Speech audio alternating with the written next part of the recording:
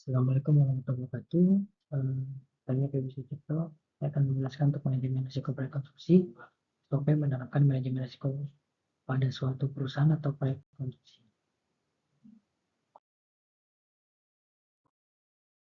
Untuk bab 1 ini akan untuk menjelaskan identifikasi risiko dan peluang di dalam SOP suatu perusahaan. Dan di perusahaan ini kita ambil dari perusahaan PT Naka Indonesia yang kebetulan saya ada untuk di dalam perusahaan tersebut.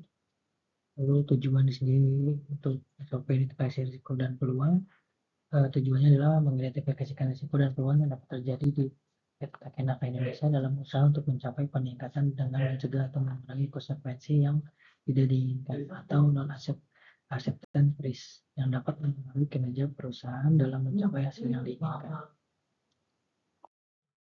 Untuk ringkasannya, jadi ringkasan identifikasi risiko dan peluang. Prosedur ini mengatur proses identifikasi risiko dan peluang di PT Takenak Indonesia sebagai bagian dari sistem manajemen terpadu untuk mencegah atau mengurangi konsekuensi yang tidak diinginkan dan memanfaatkan peluang perbaikan. Lingkup identifikasi mencakup isu eksternal atau internal, kebijakan kebutuhan dan persyaratan pihak berkepentingan, aktivitas normal, abnormal, rutin, tidak rutin, dan kondisi ekstrim. Bahaya kerja dari faktor fisik, kimia, biologi, ergonomi, psikologis, aspek mutu, lingkungan atau air, udara, kebisingan, limbah, tanah, dan sumber daya, infrastruktur, material, perubahan organisasi, kewajiban peraturan, sosial dan budaya organisasi. Lalu tanggung jawabnya sendiri itu di sini BOD atau Board of Directors, bentukan isu strategis, Head Office Department dan Project Heads, mengidentifikasi risiko dan peluang, menetapkan non-acceptance risk, dibentuk sistem koordinator, P2K3E, mendokumentasikan dan memelihara data risiko atau peluang. Prosedur sendiri pengumpulan data melalui pertemuan dengan pihak terkait, penentuan risiko atau peluang menggunakan kategori lingkungan dan bahannya kerja, penilaian risiko berdasarkan IDIS garis miring W012, pemeriksaan dokumen risiko atau peluang dan penetapan progres, peninjauan ulang minimal setahun sekali atau jika ada perubahan signifikan, pemantauan detail kontrol dan tindakan perbaikan bila perlu. Jadi di SOP tersebut kita menurut saya ada pengulangan isi dari poin yang tadi kita sebutkan, poin C dan E tadi semuanya membahas pihak kepentingan sehingga bisa digabung agar lebih ringkas. Jadi di poin C dan D tadi saya lampirkan untuk SOP tersebut.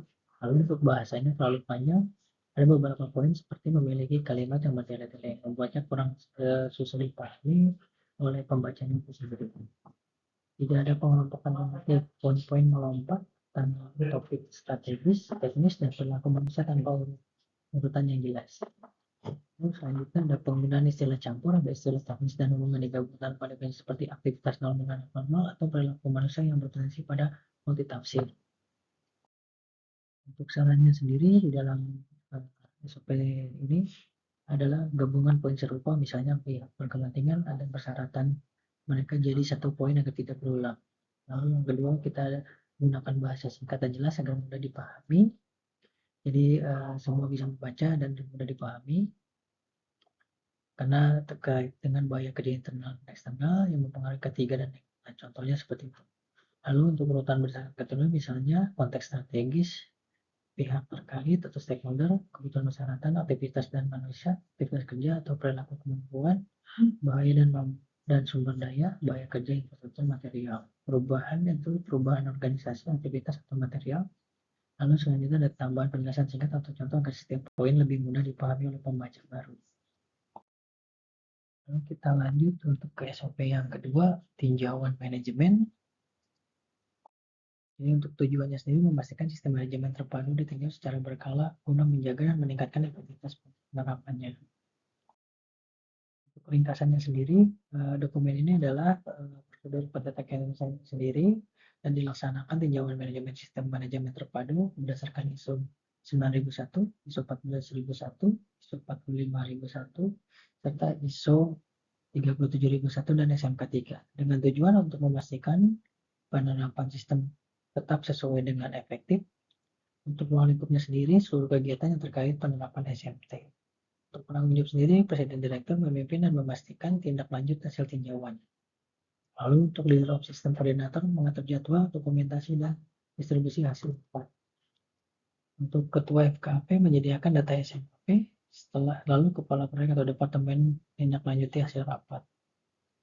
Prosedur ini sendiri rapat minimal 1 kali setahun dengan peserta manajemen dan pihak terkait.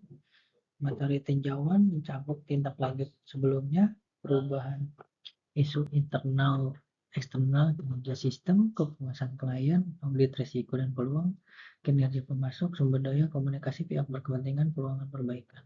Rapat tersebut didokumentasikan ditindaklanjuti. Lalu yang selanjutnya hasilnya yang diharapkan peningkatan kelanjutan dalam mutu, lingkungan ketiga, integrasi sistem, pemenuhan sumber daya, dan kesesuaian strategi perusahaan itu sendiri.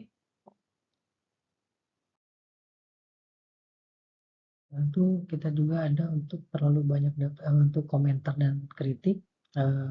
Menurut saya terlalu banyak daftar tanpa pengelompokan tematis. Evaluasi dan tanggung jawab bercampur antara aspek mutu ketiga, lingkungan, dan anti penyuapan atau kategori yang jelas. Bahasa secara cenderung formal namun repetitif. Beberapa frasa diulang, misalnya peningkatan berkelanjutan, muncul berkali-kali tanpa variasi atau ringkasan. Selanjutnya, tidak menampilkan alur proses secara visual, sulit bagi pembaca baru untuk memahami langkah-langkah tanpa diagram alur. Lalu, waktu tindak lanjut kurang spesifik hanya disebut pada rapat berikutnya atau waktu yang ditetapkan yang bisa menimbulkan ketidakpastian. Untuk sarannya situ sendiri, untuk kelompok-kelompok poin evaluasi dalam sebuah atau bab berdasarkan topik, perubahan dan konteks internal atau internal, kinerja sistem dan keputusan pelanggan, kita adakan audit kepatuhan risiko dan peluang, sumber daya dan integritas proses. Lalu menggunakan tabel ringkas untuk memetakan input proses output rapat tinjauan agar mudah dipahami. Selanjutnya harus diadakan tambahkan flowchart prosedur rapat dari persiapan hingga tindak lanjut dan spesifik target waktu tindak lanjut, misalnya maksimal 30 hari setelah rapat. Lalu ada minimal repetisi bahasa dengan menyatukan frasa yang sama, lalu menambahkan kata kunci yang lebih bervariasi. Untuk SOP yang ketiga, pengendalian pekerjaan berbahaya.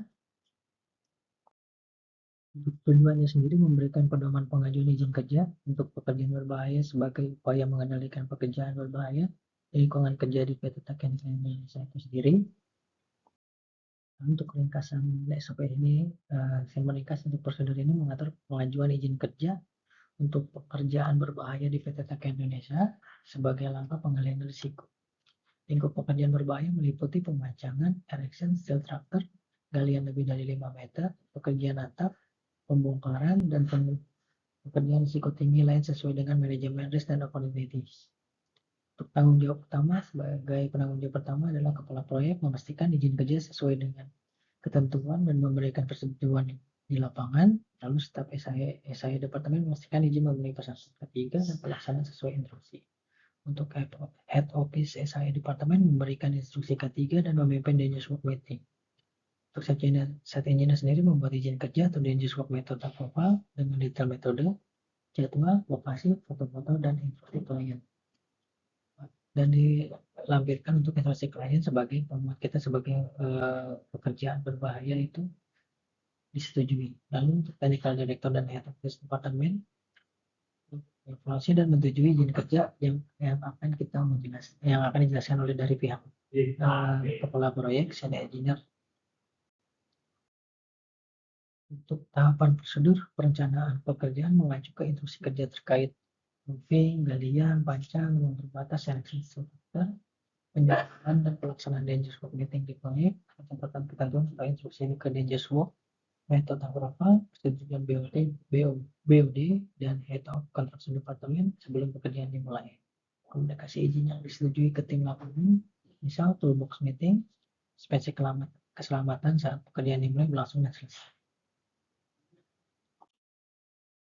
Lalu untuk komentar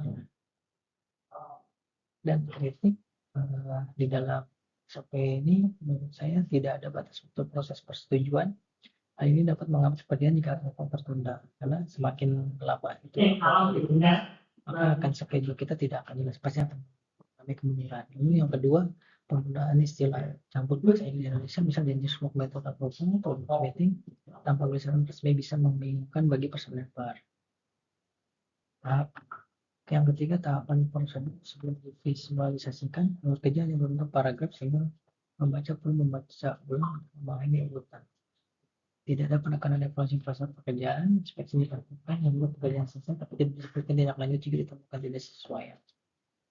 Lalu yang selanjutnya, pekerjaan berbahaya lainnya kurang didefinisikan, definisinya terlalu umum dan bisa menimbulkan interpretasi berbeda di lapangan. Untuk saran, tambahkan batas waktu proses persetujuan, misal maksimal 3 hari kerja atau bisa seminggu atau 4 hari sebelum kerja untuk menghindari keterlambatan proyek. Lalu buat daftar istilah dan terjemahan untuk konsistensi bahasa teknis. Gunakan project untuk memvisualisasikan proses dari perencanaan hingga inspeksi akhir. Lalu masukkan langkah evaluasi pasca pekerjaan termasuk laporan temuan dan rencana perbaikan. Lalu yang terakhir, perjelas definisi pekerjaan berbahaya lainnya dengan kriteria risiko atau contoh konkret. Untuk dari itu sendiri, daftar pusakannya supaya identifikasi risiko dan peluang dari PT Taka Indonesia. Lalu yang kedua ada SOP untuk tinjauan manajemen PT Taka Indonesia. Lalu yang ketiga SOP pengendalian pekerjaan berbahaya PT Taka Indonesia. Ya, demikian untuk presentasi dari saya. Atas perhatiannya terima kasih. Assalamualaikum warahmatullahi wabarakatuh.